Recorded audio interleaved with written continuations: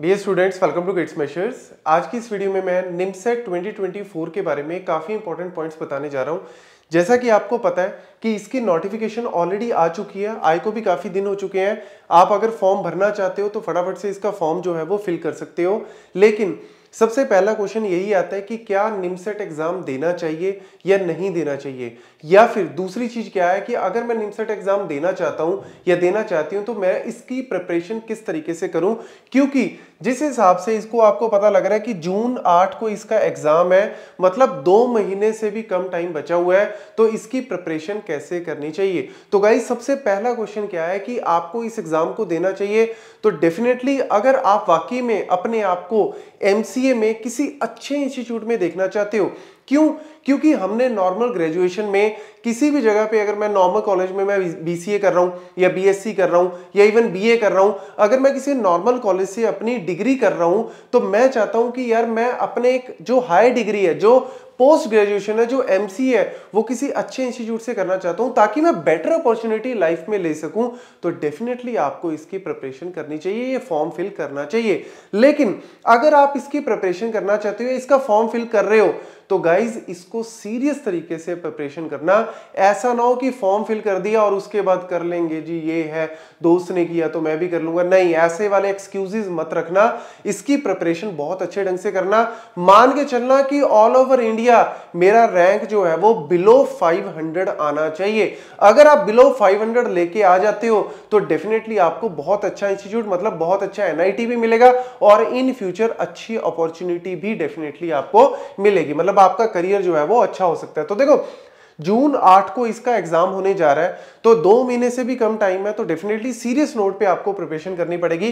Participant जो हमारे NITs हैं, जो ट्रिपल आईटी, यहां पे इस बार ट्रिपल आईटी भी है, हालांकि है सिर्फ एक triple IT Bhopal he, but total जो है वो 11 इंस्टीट्यूट है जो इसमें पार्टिसिपेट कर रहे हैं। तो सारे तकरीबन जो टॉप एनआईटीज है और ट्रिपल आईटी भोपाल जो है वो पार्टिसिपेट कर रहा है। तो आपको इस फॉर्म को जो है वो कब तक आप फिल कर सकते हो? इस फॉर्म को फिल करने की लास्ट डेट है 20th ऑफ अप्रैल, तो उससे पहले पहले इस फॉर्म को फिल करना पड़ेगा। और इस फॉर्म की जो फीस है, भरने की जो फीस है, वो है आपकी 2500 रुपीज, 2500 रुपए है for open EWS OBC category, और 1250 है किसके लिए? एससी एसटी पीडब्ल्यू कैटेगरी के लिए। तो यार फीस देख के ही थोड़ा सा सीरियस हो सकते हो। ऑब्वियसली आपको, अगर आप वाकई में चाहते हो ना कि यार मेरे को एक अच्छे इंस्टीट्यूट में जाना है, मुझे एमसीए, मुझे पोस्ट ग्रेजुएशन अच्छी जगह से करनी है, तो इसको सीरियस नोट पे करना गाइस, और आप कर भी लोगे। ऐसा नहीं है, कोई इतना बहुत टॉप लेवल का एग्जाम नहीं है, गेट की तरह नहीं है कि बहुत हार्डकोर वाले क्वेश्चन आते हैं, बेसिक लेवल के ही क्वेश्चन आते हैं। लेकिन प्रिपरेशन करोगे तभी आपको वो बेसिक लगेंगे, नहीं तो आपको सारा कुछ मुश्किल ही लगेगा, हार्ड ही लगेगा। देन एलिजिबिलिटी की मैं बात करूं यहां पे, तो 60% मार्क्स इन एग्रीगेट, 6.5 सीजीपीए, और इवन लास्ट ईयर जो कैंडिडेट्स हैं वो भी, जैसे अगर मैं बीसीए लास्ट ईयर में हूं, बीए लास्ट ईयर में हूं, बीएससी लास्ट ईयर में हूं, बीकॉम लास्ट ईयर में, तो मैं इस फॉर्म को फिल कर सकता हूं।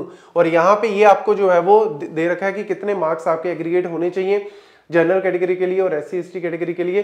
लेकिन अगर जैसे बीसीए वाले तो ऑब्वियसली एलिजिबल है ही, तो बीसीए वाला के लिए तो बाय डिफॉल्ट बना ही है कि उसने एमसीए में जाना है, तो इस फॉर्म के थ्रू जो है वो जा सकता है अच्छे इंस्टीट्यूट में। लेकिन अगर एनी यूजी प्रोग्राम, कोई भी अंडर ग्रेजुएट प्रोग्राम है with minimum 3 year, but mathematics या फिर स्टैट जो है वो वन ऑफ द सब्जेक्ट होना चाहिए। अगर आप इस तरीके से किसी भी, चाहे बीए में है, बीकॉम में है, बीएससी में है, लेकिन अगर आप इस कंडीशन को फुलफिल कर रहे हैं तो डेफिनेटली आप भी इस फॉर्म को फिल कर सकते हैं। तो ये चीज जो है वो याद रखना। और लास्ट ईयर वाले भी एलिजिबल हैं, तो अच्छे से प्रिपरेशन करो। ये आती हैं जी यहाँ पे नंबर ऑफ सीट्स, जो आपके पार्टिसिपेटिंग इंस्टीट्यूट्स हैं वो आपके यहाँ पे लिखे हुए हैं, और साथ ही साथ नंबर ऑफ सीट्स भी यहाँ पे लिखी हुई है।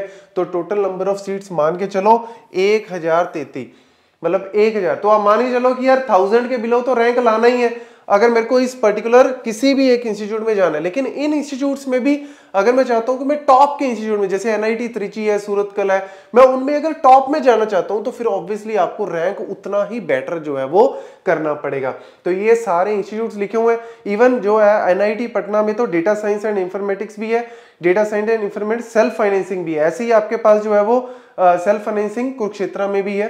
तो आप जो है वो डेफिनेटली चाहते हो कि यार अगर मैं अच्छे तरीके से प्रिपरेशन करूंगा तो डेफिनेटली रैंक अच्छा आएगा और अच्छे इंस्टीट्यूट से आप जो है वो एमसीए कर सकते हो।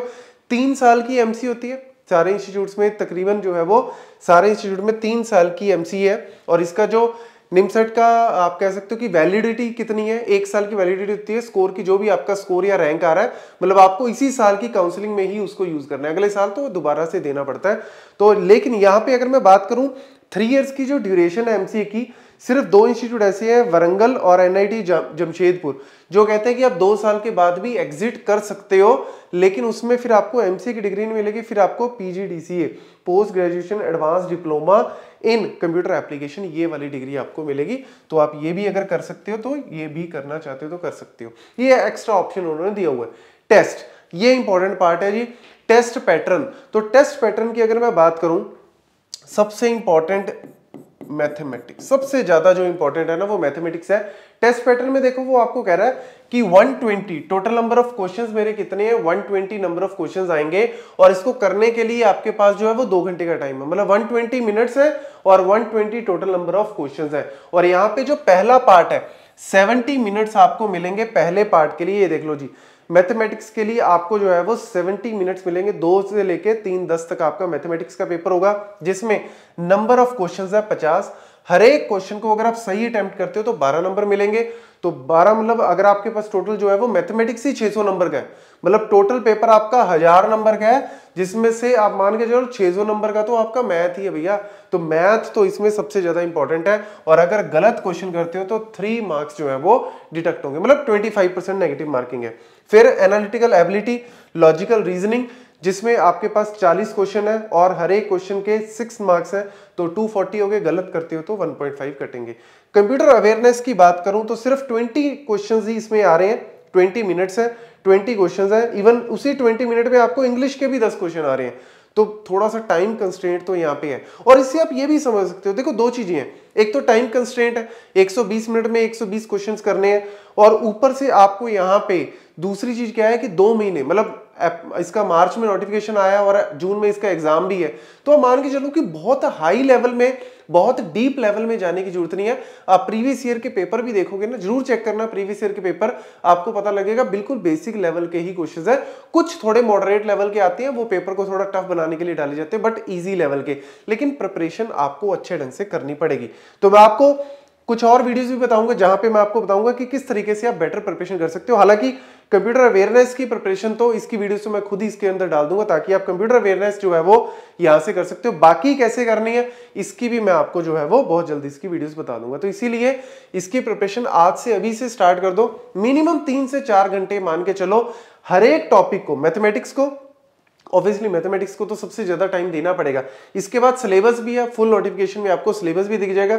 सिलेबस डाउनलोड करो, उसको चिपकाओ, जहां पे भी आप पढ़ते हो सारा नोट करो कि कौन सा टॉपिक मैंने कर लिया, कौन सा टॉपिक रह गया, और डेली बेसिस पे अगर आप टाइम दोगे तो डेफिनेटली कर सकते हो। क्योंकि एक ही सक्सेस मंत्र है जिंदगी का, वो क्या है? Hard work with positive mindset. हमेशा याद रखना, हार्डवर्क करना है, डेली करना है विद पॉजिटिव माइंडसेट, मतलब एक अच्छे माइंडसेट से कि yes I can do it, yes I can definitely do it. अगर आप ये पॉजिटिव माइंडसेट से काम करोगे और हार्डवर्क करोगे डेली, तो डेफिनेटली आपको कोई रोक ही नहीं सकता सक्सेस से। तो ये मेरे पॉइंट्स हैं, सारे नोट कर लेना। इन फ्यूचर और वीडियोस आपकी गाइडेंस के लिए लाता रहूंगा। Thank you.